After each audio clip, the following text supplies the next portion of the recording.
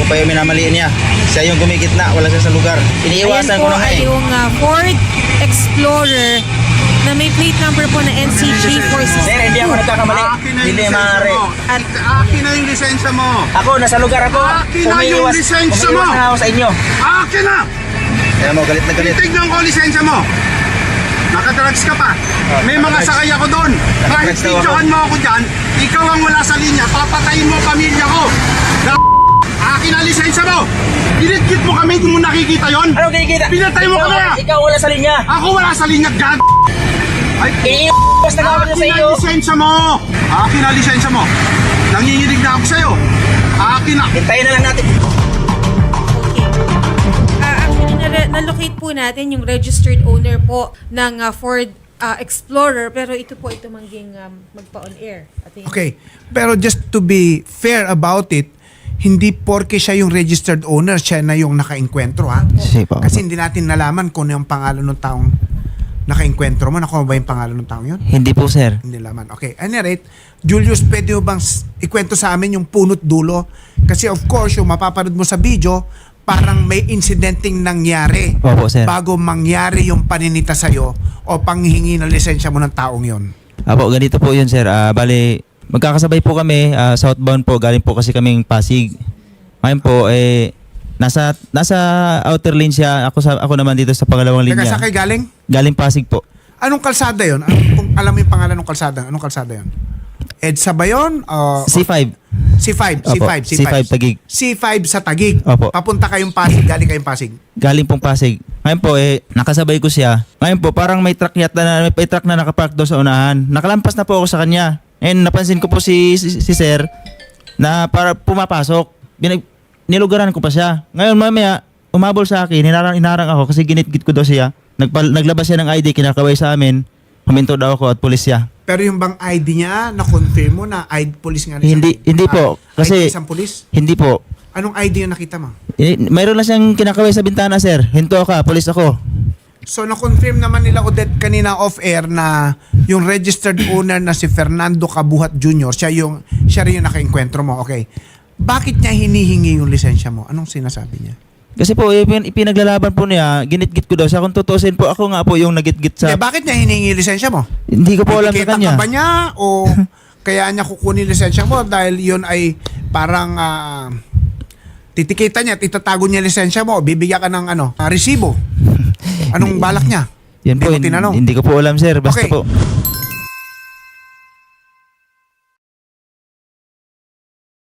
Nung sinasabi, amin na lisensya mo, bigla siyang sumunggab na ganon, di ba? Opo. Ano yung kinukuha niya?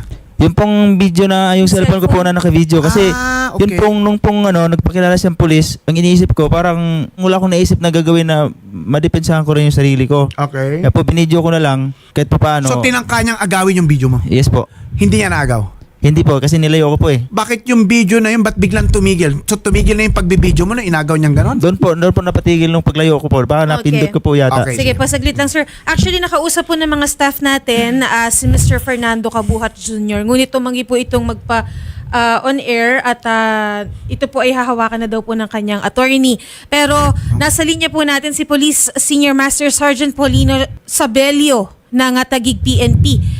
Master Sergeant Paulina, magandang hapon po. Yes, good afternoon, ma'am. Opo. Sarge, baka pwede po nating ibigay lahat po ng detalye o ikwento kung ano po ang nangyari dito po sa enkwentro po nila Sir Julius Barcena at ito nga pong si Mr. Fernando Cabuhat Jr., sir. Okay, yes, ma'am. As far as the investigation Taguig is concerned, ma'am, ito po ang nangyari noong November 24, 11:30 ng umaga. November So, 24. upon 4 days ago. ocular inspection doon sa pinangyarihan ng insidente, doon sa nakikita natin na viral video.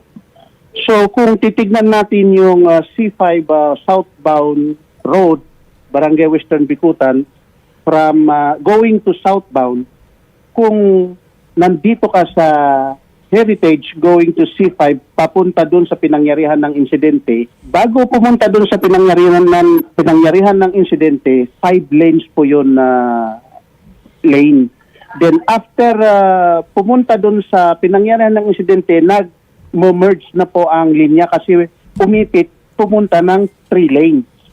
So normally talaga, kung titignan mo yung situation, pag lumapit dun sa merging road, talagang nag-iipitan po ang mga sasakyan. So pag nag-iipitan, naglalapitan yung mga sasakyan. So it so happen na si Ford driver nasa outer lane at si truck driver naman is nasa pangatlong center lane.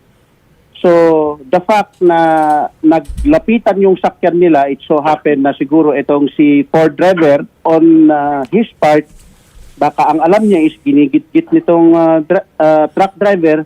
Kasi kung titignan mo nga naman talaga, pag pupunta sila doon sa merging road, talagang nagdidikitan yung sasakyan. So, nung bumalik na sa linya, itong truck driver, itong si Ford driver naman, inovertikan. Tapos, pagka-overtake niya, hinintuan niya doon sa gitna ng kalsada. So, lumabas. At yun po yung nakita natin na viral video.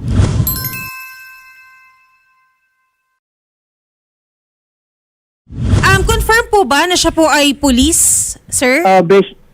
Based po sa investigation namin, ma'am, hindi po. Siya po ay purely businessman.